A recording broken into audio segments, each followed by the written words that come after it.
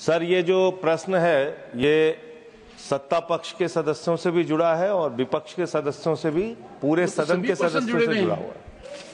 Sir, यहां पर माननीय मंत्रीगण अलग अलग प्रश्नों पे, अलग अलग विषयों पे आश्वासन देते हैं, भरोसा दिलाते हैं सदन को और माननीय सदस्य को कि वो इस विषय पर कार्रवाई करेंगे या जो प्रश्न आपके द्वारा उठाया गया उस पर कार्रवाई करेंगे।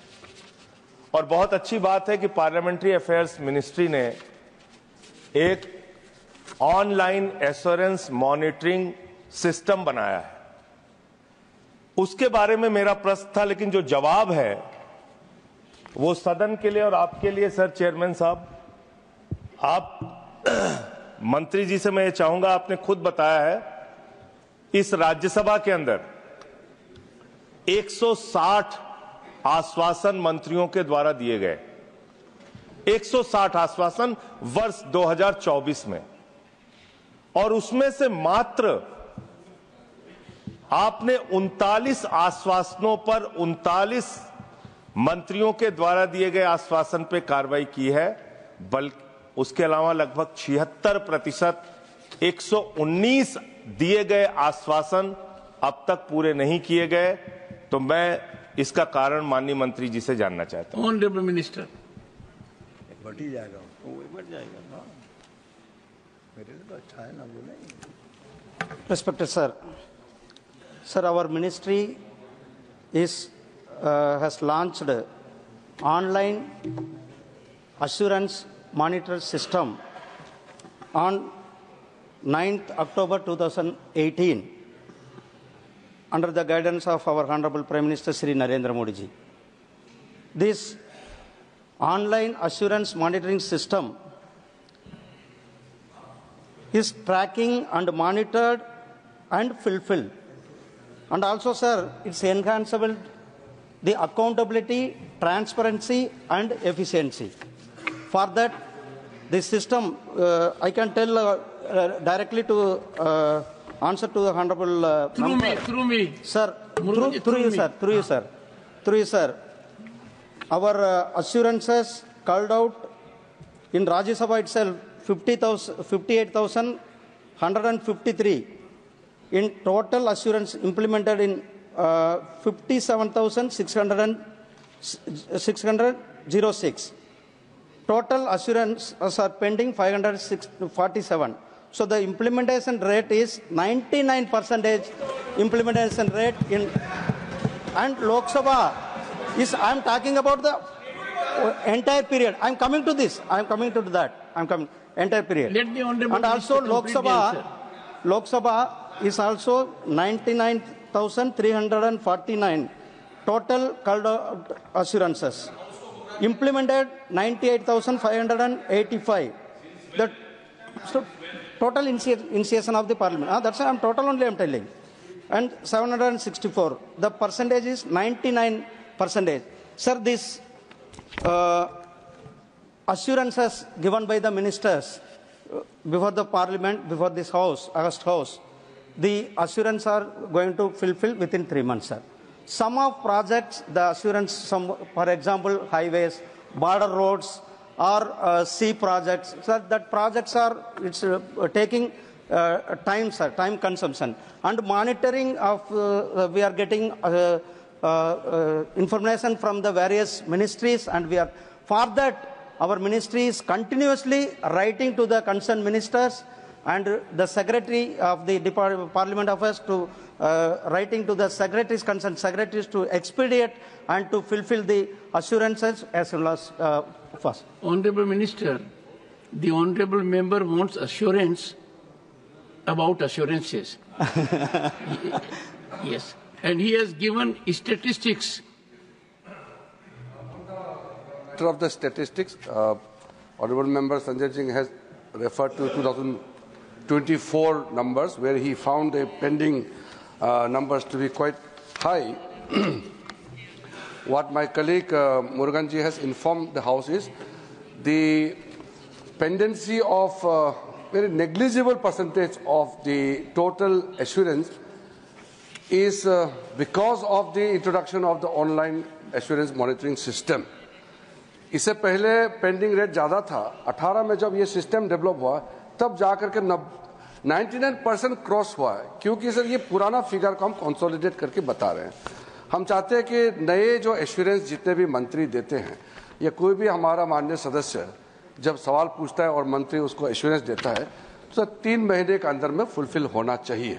ये पार्लियामेंट्री रूल भी है और ये कन्वेंशन है, सब मानते आए। कहीं कहीं जहां उसका टाइम एक्सटेंशन चाहिए उसके लिए फिर टाइम मांगा जाता है। वो एश्योरेंस कमेटी है, आप सब जानता है, हमारा rules of procedure and conduct of business में एश्योरेंस कमेटी का काम भी तय किया हुआ है। अब मैं सर इतना एश्योरेंस मेरा तरफ से जो आपने कहा है कि जो एश्योरेंसेस को एश्योरेंस करने का जहाँ तक सवाल है, हम इस सदन को बताना चाहते हैं कि हम लोग सब पार्लियामेंट्री डेमोक्रेसी का महत्व को समझते हैं।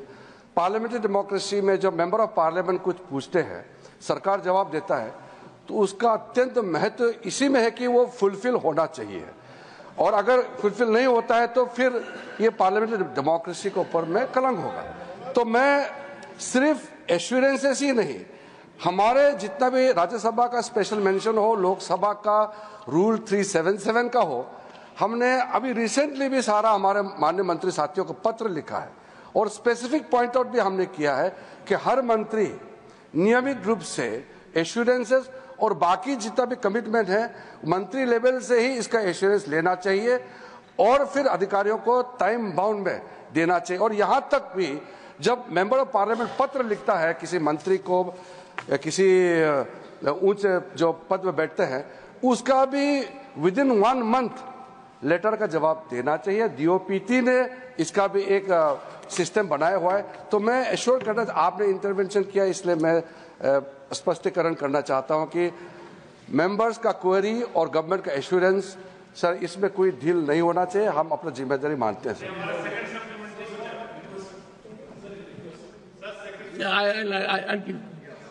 सेकंड सप्लीमेंट्री पर संजय जी, आपको तो अश्योरेंस मिल गया एश्योरेंसेस के बारे में। नहीं, मैं माननीय मंत्री जी की भावनाओं का सम्मान करता हूं सर। भावनाओं का नहीं, ये नहीं, वो चाहते हैं ऐसा। नहीं, उनकी भावना है सर। वो ऐसा चाहते हैं कि जो प्रश्न यहाँ सांसदों के द्वारा पूछे जाएं, उस पे जो माननीय मंत्री जी जवाब दें, उसका जल्दी से जल्दी हल निकले, ऐसी इनकी भावना है। इसका मैं सम्मान करता हूं। सप्लीमेंट्री सर, मंत्री जी का जो जवाब है और जो आंकड़े उनके खुद के वेबसाइट पे दिए गए हैं वो विरोधाभासी है मान्यवर। और मान्यवर, ये इसका संज्ञान आपको जरूर लेना चाहिए। इसमें इन्होंने खुद लिखा हुआ है कि टोटल 1324 एश्योरेंसेस ऐसे हैं जो माननीय सदस्यों को दिए गए और उसको पूरा नहीं किया गया। ये इनकी वेबसाइट का आंकड़ा है, मैं खुद अपने घर से नहीं लाया सर, इन्होंने लिखा हुआ है। और यहां ये कह रहे हैं कि 99%। सर, बस मेरा सवाल हो जाए। यहां ये आपसे कह रहे हैं सर कि 99% इन्होंने आश्वासन पूरा कर दिया, तो खाली अकेले राज्यसभा का 2024 का आंकड़ा देखिए ना सर, 76% आपने आश्वासन पूरा नहीं किया। तो मैं आपके माध्यम से माननीय मंत्री जी से पूछना चाहता हूं, क्या आप कोई ऐसा मैकेनिज्म बनाने जा रहे हैं जिसमें ये 1324 पेंडिंग एश्योरेंस पूरा करने का और 119 राज्यसभा का एश्योरेंस पूरा करने का कोई समय निर्धारित करेंगे और पूरा करेंगे? जो बताया उसको मैं थोड़ा सा और क्लैरिटी के साथ बताता हूं। ये जो मैंने संख्या दिया है ये दोनों सदन का है, लोकसभा और राज्यसभा का है, और राज्यसभा का भी सेपरेटली हमने आपको आंकड़ा दिया है। आप जो वेबसाइट का बात करते हैं, मैं तो पता नहीं आप कौन सा वेबसाइट देख के आया है, लेकिन मैं चेक करूंगा। नहीं, चेक करूंगा ना। अरे नहीं,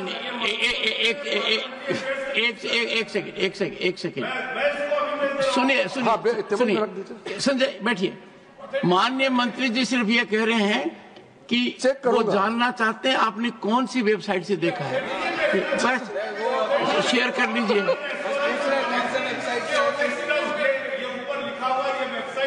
हाँ, तो आप दे दीजिए, हम चेक करेंगे ना। सुनिए संजय जी, एक सेकंड।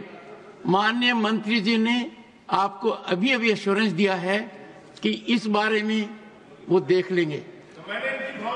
Thank you. आप वेबसाइट देखा है तो मुझे तो जानकारी होना चाहिए ना कि कौन से वेबसाइट देखा है। हाँ, बस ये तो वो तो टेबल पे लेकर दीजिए, मैं या आपका हाथ में ले लूं। सर आपने इंटरवेन किया इसलिए मैं बताना चाहता हूं कि ये बोल रहा है कि 99%, अरे 1947 से लेकर के आज तक का आंकड़ा, उसको अगर हम कंसोलिडेट करके बताता है तो उसका आपत्ति क्या है? 24 का तो मैंने बता दिया ना। देखिए सर, ये आंकड़ा आपको दे चुका है सर, दोनों हाउस का सर 1311 आपको बताया गया। आप राज्यसभा का 547 है, लोकसभा का 764 है। अब इसमें मैंने जैसे बताया कि कुछ एश्योरेंस अभी टाइम चल रहा होगा, क्योंकि अभी तो ये तो पहले वाला पार्ट का, ये बजट सेशन का दूसरा पार्ट चल रहा है अब, तो इसलिए सर अभी कंसोलिडेट करके आपको फिर सदन के बाद में, इस सेशन के बाद में फिर बताएंगे। ये तो टाइमली है, लेकिन मैंने एश्योरेंस इसलिए दिया कि हम गंभीरता से लेते हैं पार्लियामेंट्री एश्योरेंस का महत्व को। तो सर हम सब समझते हैं, इसको हम लाइटली ले ही नहीं सकते हैं, इसलिए तो पेंडेंसी का हम 99% no, this is very important.